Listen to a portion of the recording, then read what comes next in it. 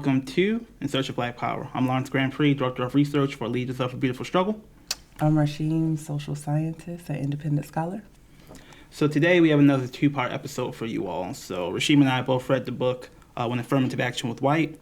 So we want to talk about the history of affirmative action, compare that to some of the benefits that white people mostly got during the New Deal and sort of some of the benefits of the GI Bill that were largely given to white people, and compare and contrast those two. And that's going to be the first episode. In the second episode, I'm going to talk more about unions and the unique ways that unions have been a tool to protect and to centralize white privilege, and some of the solutions and ways that we can reconceptualize affirmative action, given the Supreme Court, given some of the controversies around it, and some of the things that have worked in the past, some of the things that have not worked in the past, and how to think about this stuff more comprehensively today. So we're going to start with a history of affirmative action and some background on that. So Rasheem, I think you did the work, so can you lead us on that? Sure. So largely the chapters that I'm pulling from in this conversation is chapter 2, if folks have the book and want to kind of follow along or look back at that information. I'm gonna lay out first like two main points of the entire conversation for this particular episode. And those 2 points, I'm loosely paraphrasing from a part of the book.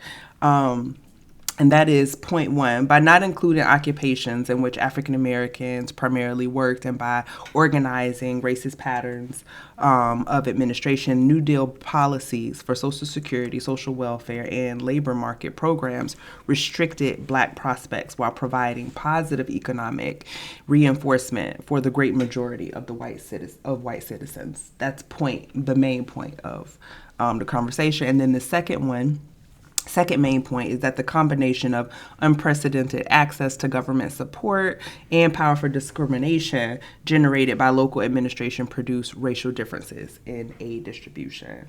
All of those 2 points largely just point out the ways in which the New Deal was kind of a big deal in terms of not only creating the middle class with a lot of the programs. It also outlines ways in which those funds, those programs, that aid was largely not only targeted toward helping white families and white populations, but directly and very much intentionally left out large portions of African American families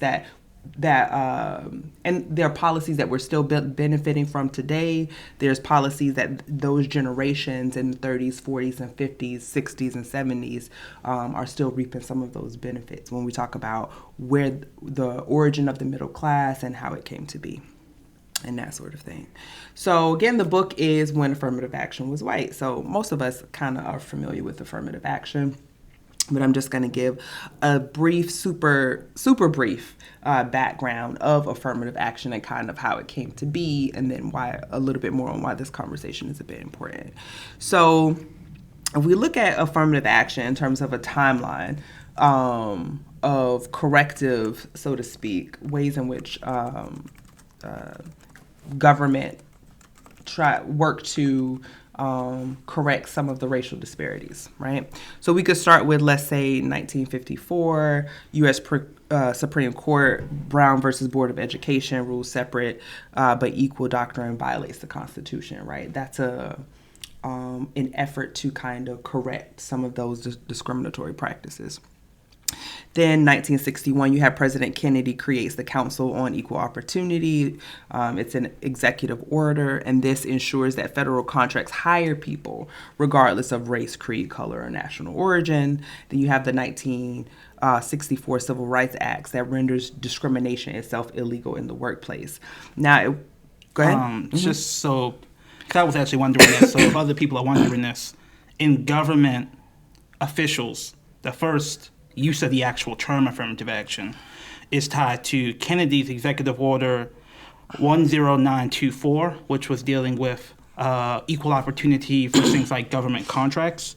And he explicitly states the contractors will take affirmative action to ensure that applicants are employed and that employees are treated during employment without regard to color, creed, color, or national origin. So the idea is that it's not just open.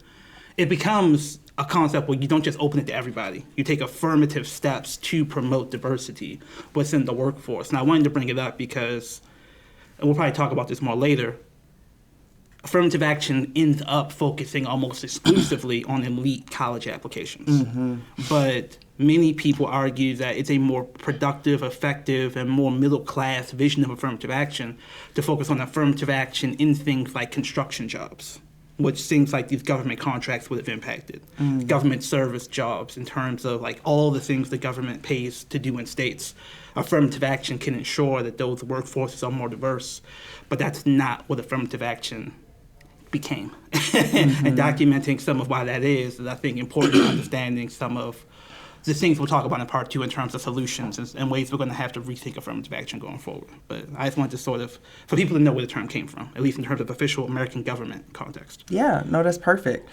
Also to that point, affirmative action was first put in place by the Supreme Court in 1978, and that was a case between University of California, Davis School of Medicine, and a Mr. Bake. So Bakke, sorry. Thank you for that. So colleges like University of California adopted policies designated to kind of compensate for racial disparities. To be more specifically, they established a program to designate 16 out of 100 of their spots for minority students. Bakke apparently applied twice, was very qualified for the position, did not get it for the school slot, and did not get that. And it went as far as the Supreme Court. So in 1978 is where you see the first time that the Supreme Court kind of steps in, and we start having this conversation, a more public conversation around affirmative action. And it's particularly important. I think you brought up a really good point, Grand Prix, about the ways in which we largely see in a lot of these cases around affirmative action are largely dealing with institution of education, higher education, and then if we go back to Brown versus Board, primary education. Excuse me. Even though it goes beyond that. One of the things that I think is really important, and I'm glad that you pointed that out, is one of the ways in which this country has identified as access to the middle class are home ownership and higher education have been like two primary points of entry into middle class. If you get a advanced degree and if you have home ownership, then... One thing real quick on Bakke. So it did not establish a program for affirmative action, but it allowed race to be considered a factor in admissions. That was the government officially giving legitimacy to that concept. What it banned, however, is quotas. So most people think of Bakke as mixed bag at best, or as the beginning of the end of affirmative action, because Bakke was the end of allowing official quotas in terms of mandatory diversity slots, like the University of California had. So the actual 16 applicant program, I think, was struck down. But the idea of being able to consider admission of race at all was given legitimacy. So again, people consider it a mixed bag at best, or the end of a certain form of affirmative action, the quota system, and a transition to a more comprehensive consideration points-based system, which I think Gratz v. Bollinger, I think that was a points-based system. Yep, you're absolutely right. So without going into like the full history of all of the Supreme Court cases, although I do want to hit on some of those later on to kind of illustrate a few points.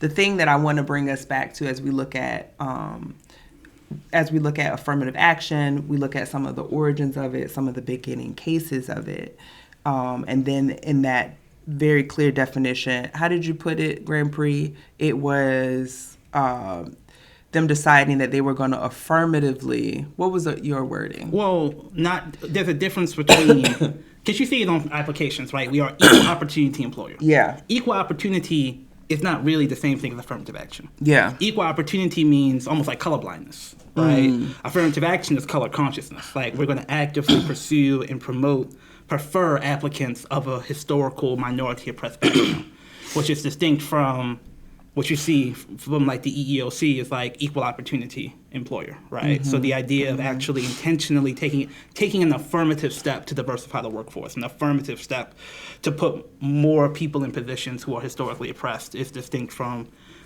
what is becoming more dominant today, which is essentially court-mandated constitutional colorblindness, i.e. equal opportunity. Right. Now, the connection between affirmative action and then, of course, the New Deal, and just blanketly, just a general understanding of the New Deal is that it's a package of programs, public work projects, regulation, welfare state programs that was implemented in the mid-1930s as a way of kind of providing relief or mitigating some of the impacts of the Great Depression during that time. In fact, some of the children who grew up during that time became later known as the Greatest Generation, or the New Deal kids. Those New Deal policies were responsible for creating what we would see today as like the greatest middle class that the world has ever known. Why? Another thing that I think is particularly important is that specifically that establishment of the middle class and the role that the New Deal played in it. With programs like the GI Bill, other social services programs, but I'm going to spend a little bit more time talking about, in this space, the GI Bill, largely because it speaks to that way in which it was considered one of the largest contributors to the middle class by giving access to housing and also access to education. So the GI Bill passed in 1944, and it helped build America's middle class. It guaranteed millions of vets college education, home loans, and even more than that after World War II. And it still does today. Education and training benefits were the most popular parts of the GI Bill, and claimed by 51% of veterans. Some 2.2 million attended college or graduated from school. 5.6 million prepared for vocational fields such as mechanics, electrical wiring, construction. Veterans could attend any institution that admitted them using benefits that covered even the costliest tuitions, and it helps support spouses as well as children. Nearly 3 of every 10 veterans use low-interest mortgages to buy homes or start businesses, start farms. The economic impact was huge. In 1955, for example, the Veterans Administration backed close to a third of housing starts. Did you want to chime in? Yeah, so the GI Bill,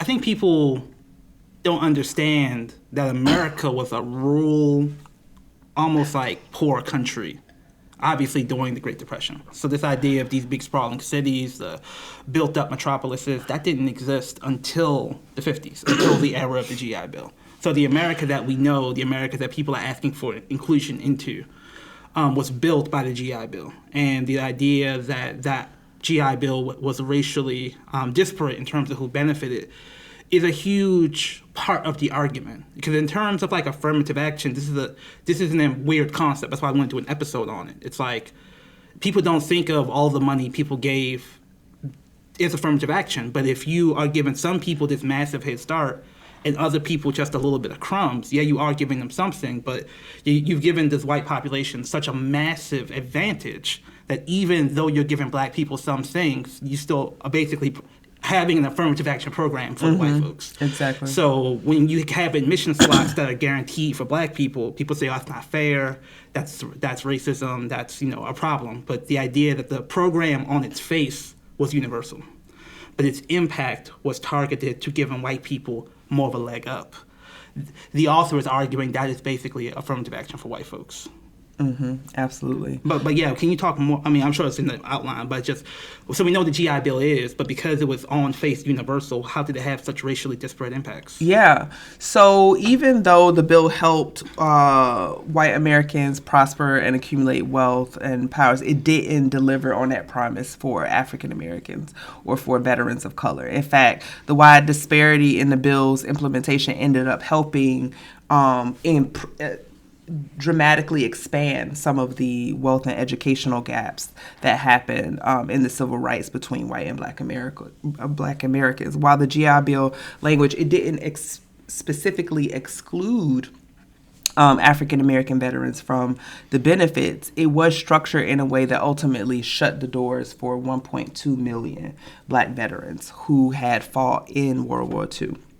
in segregated ranks, no less. So when lawmakers began drafting the bill, the GI Bill in 1944, some Southern Democrats feared that Black veterans that would return would use public sympathy for veterans to advocate against some of like Jim Crow laws, anti-lynching laws, that sort of thing. So to make sure that the GI Bill largely benefited white people, the Southern Democrats grew on tactics that they had previously used to ensure that the New Deal helped as few Black people as possible. So that's one aspect in which the Southerners had the impact. Now, how did, as FDR, what was the support for the New Deal?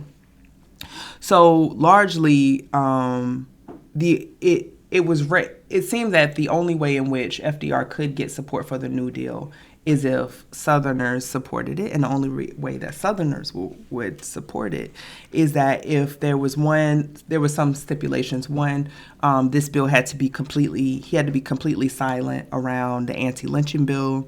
A large number of African Americans had to be excluded from some of the most beneficial key social policies.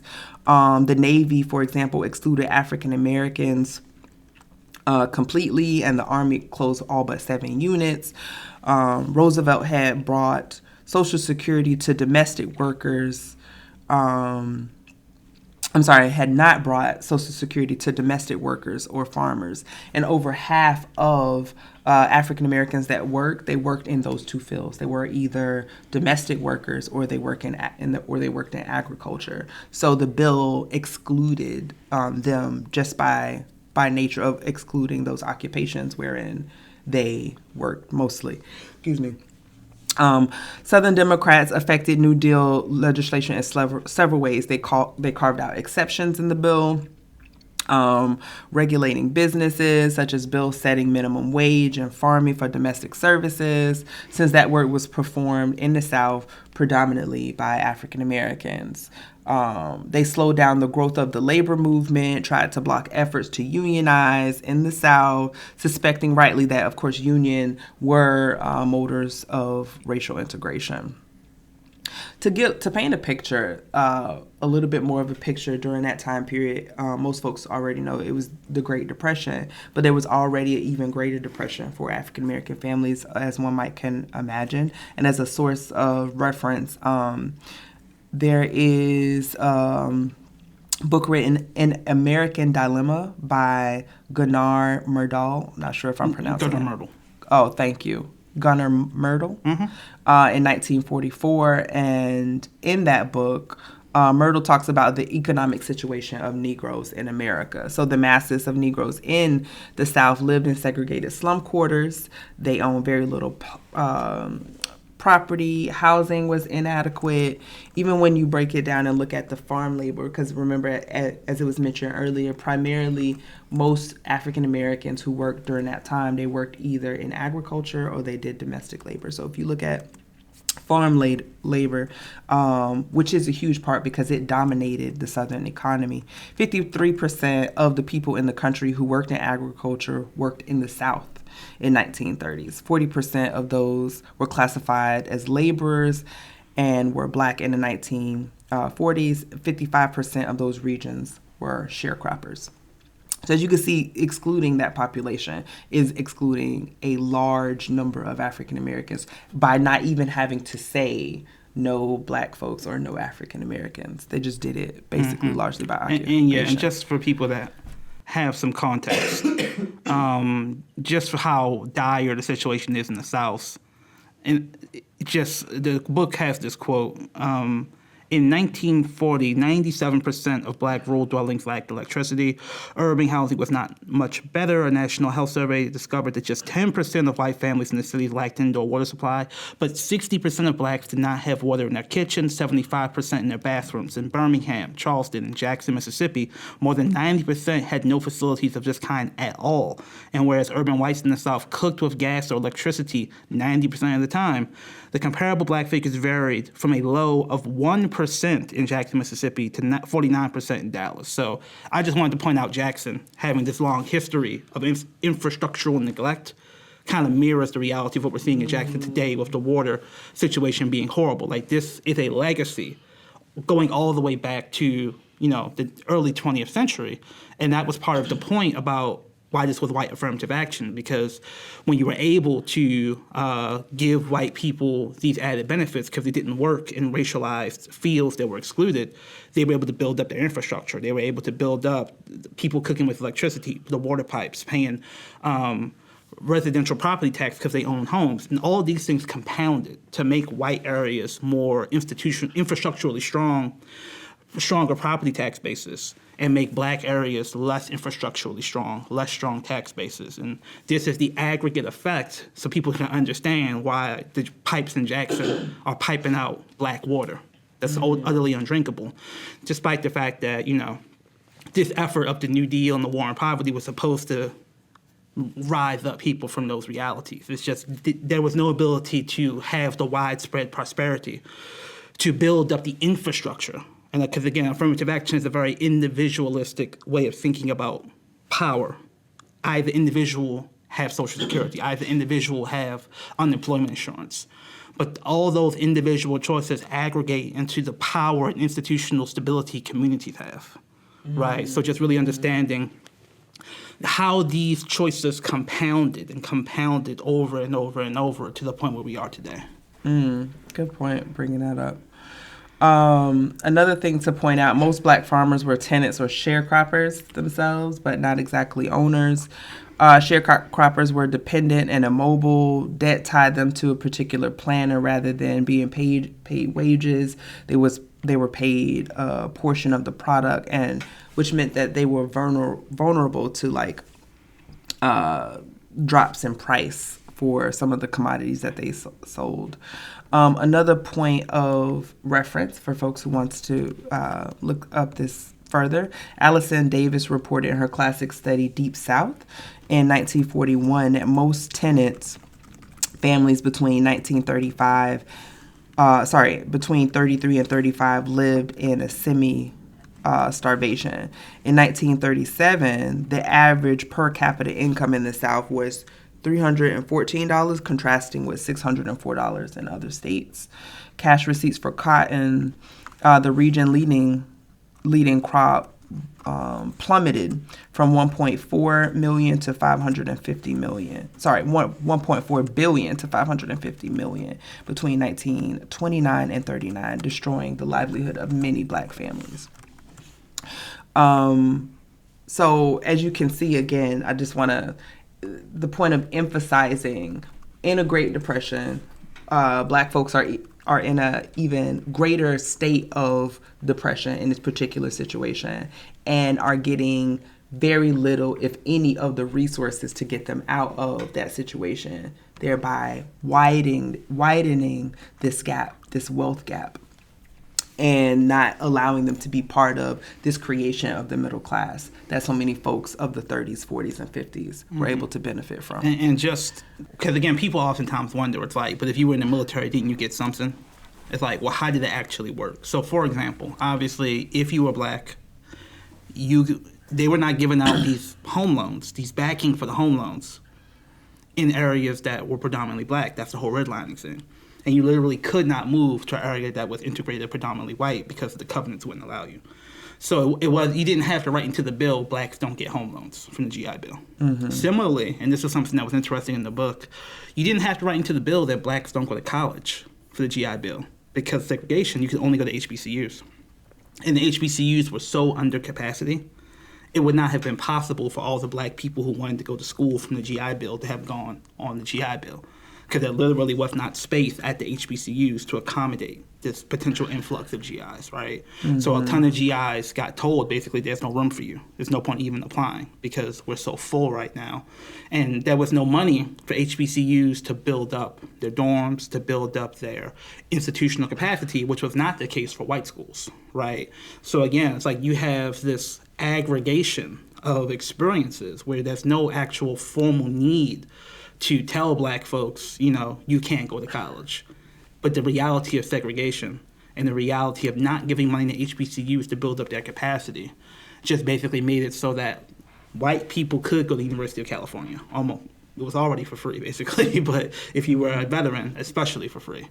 But black folks couldn't, just because of the realities of not just segregation, but of institutional capacity to use the benefit, right? So the idea that these benefits were colorblind just by excluding, certain people from the ability to use those benefits de facto. You didn't have to actually have a formal ban on people using those benefits to accomplish the objective, which was to send millions of white people to college, pipe them into these Defense Department jobs.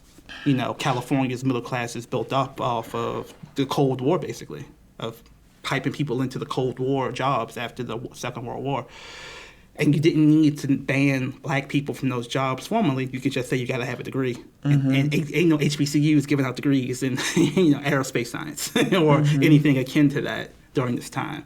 So just in terms of understanding the fundamental argument of when affirmative action was white, it's sort of these dynamics that produce these disparate impacts. Yeah, and this impacted, of course, black families. It impacted women largely during the time, 1930s, 40s, and 50s, where it was the cultural norm for women to not necessarily work. That was not the case for black women. It's documented that 2 out of 5 black women were officially recorded to be working outside of the home. It is expected that it was a lot more than that, but that's the amount that was recorded, nearly half. 85% of black women in the labor force, 85% of black women in the labor force either worked in agriculture or domestic service in private households. This was also one of the largest exploited groups during this time, were domestic workers and or maids. 7 out of 10 of black women who worked in the South were maids. And it was so prominent that if you had a maid that they were black, that no more than 15% of servants were white. Even some poor families employed maids during the Depression. Again, they consist of some of the most exploited folks during that particular time. So you have this Great Depression that is happening. Then you have all of these resources, programs, tools, opportunities being presented to folks who are in this state to help them get out of a depression. Those resources being only given to one group as opposed to, or primarily given to one group over another group, and this based on race. Largely, even as like Grand Prix stated, not explicitly saying not black, but identifying them by largely by their occupation. And then you have an aspect of this being such a large driver of what exists today as a middle class, providing home ownership and education, and that also, again, not being given access or resource. Most of the cases that are connected to affirmative action have something to do with schools.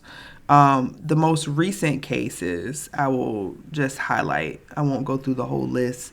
February 2019, Texas Tech University enters an agreement with the Department of Education to stop considering race and or national origin as a factor in the admission process, concluding a 14-year-long investigation into the school's use of affirmative action. That's kind of a big deal and deserves to be noted. Largely or in part because of the main point that you made earlier, is that it is saying that race can be considered in admission. You also have the U.S. District Court Judge Allison Burroughs uphold Harvard admissions process in the Students for Fair Admissions case ruling. While Harvard's admissions process is not perfect, she would not dismantle a very fine admissions program that passes constitutional muster solely because it could do better. That's a direct quote.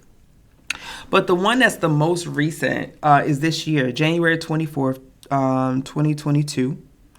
The U.S. Supreme Court announces it will reconsider race-based affirmative action in college admissions. The justices will hear challenges to policies at at Harvard and the University of North Carolina that use students' race among many criteria to decide who should gain a coveted place in an entering class. So there's this ongoing history with affirmative action and the ways in which it seems like in more present time, currently now, it's an issue to have this to operate and to consider race, whereas it was a very direct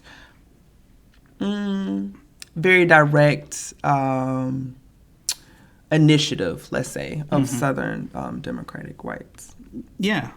So obviously, if you're in Jackson, Mississippi, and you didn't have electricity or running water in your house until like the 70s, the idea that you'd be able to compete fairly on admissions platform with people who had all these aggregated advantages doesn't make any sense. But because of the way people are interpreting the Equal Protection Clause of the Constitution, which is like, nobody should be denied access to institutions based upon their race, that's kind of was designed to help the descendants of slaves after slavery. What it's been used is to strike down any government policy that considers race at all, claiming that it violates people's rights. And the conservatives have actually gotten really savvy in terms of, because that Harvard case so for this understanding Supreme Court, when they said they're going to hear it, that means they're going to hear it next term, 2023, and they're going to rule on it in 2023. So it's called granting a writ of certiorari. It's the Latin term for it. So they granted certiorari in 2022. They didn't rule on it this year. They're going to rule on it next year. And part of the way that people have been making this argument is the preference for especially black students is discrimination against Asians. Because the argument is that the Asians have higher test scores. That means that if they're not getting in, then you're preferring black students in a way that is unfair. Right? So the conservatives are getting very strategic and not making the argument like Bakke, who was like a military veteran, who was like very anti-diversity, had these sort of inflammatory statements. But so they're using Asian students who are theoretically more sympathetic because of the lumping of all people of color together. And they're also the model minority. Yeah, and again, a lot of the, people have talked about this in this channel a lot. The people that come over here oftentimes have more privilege. So if you're plenty of poor Asians, but many of them don't come to America. The ones that come over here usually have some sort of accumulated wealth or access to it through their families, so they can afford the best tutors. They're in high-achieving families, and so they're able to pipeline themselves into really good test scores, right? And so the argument they're making is that, you're not just hurting white people by giving preference to Latinos, Native Americans is a big one, and blacks, you're hurting other racial minorities, so you have to strike it down. And it's very likely that, given the Supreme Court, those policies could be struck down next term. But yeah, I think it's really important to put all that stuff into context. Michelle Alexander has a really strong argument, I won't read the quote, that basically the black middle class made an agreement in the 80s and 90s that with the Democratic Party, in exchange for protecting affirmative action in elite educational institutions, we will turn a blind eye or help you in the sort of mass incarceration rise. Right? So it's way easier to protect affirmative action because you protect that with lawyers and courts. Mass incarceration, you got to fight for people who are deemed criminals, many of them violent criminals. Of course, that was the war on drugs at the time, but it was a harder fight. So many of the black middle class people essentially took the easy route, which is the one that fed them and fed their families. And even in terms of the civil rights movement, there's like an affirmative action defense industry where you work at a nonprofit, NAACP, LDF, and you basically stand on the courthouse steps and scream about how this is racial justice. But people aren't doing that as much for fundamental policies about redistributing resources to working class black people because that's more difficult, or defending the more difficult instances of black people who are in jail. Now it's in vogue to talk about nonviolent possession charges and how that's messed up, but that's basically become the limit of where the black middle class is willing to go in terms of fighting mass incarceration in a lot of ways. So this larger argument about affirmative action kind of sucked up a lot of energy in the racial justice fight. I think is part of the limitations of the book is that he's a white guy trying to defend affirmative action from people like him who are questioning affirmative action and being like, well, they gave it to white people, you should give it to black people. The larger question that maybe we can talk about in the second episode is, what is affirmative action? It's like what white people got was trillions of dollars of investment. That's never been on the table for black people through the lens of affirmative action.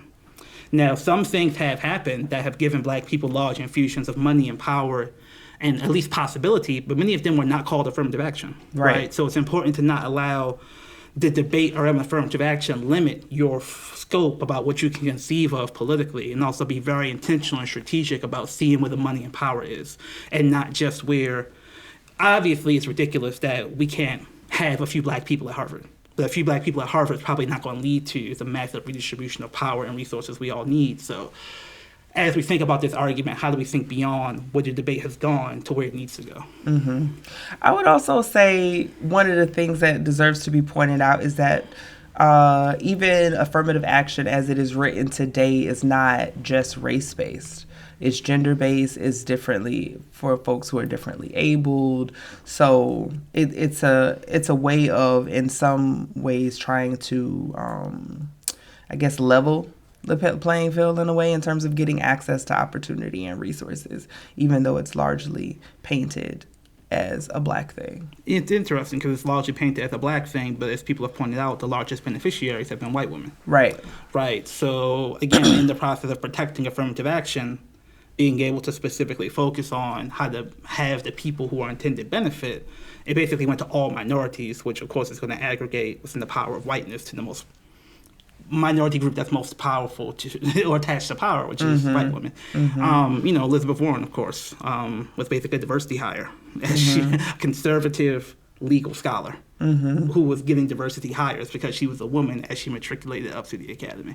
So just having people understand these dynamics are very complex, and just seeing the debate for what it is, but also seeing the issue as bigger than what the mainstream limits the debate to.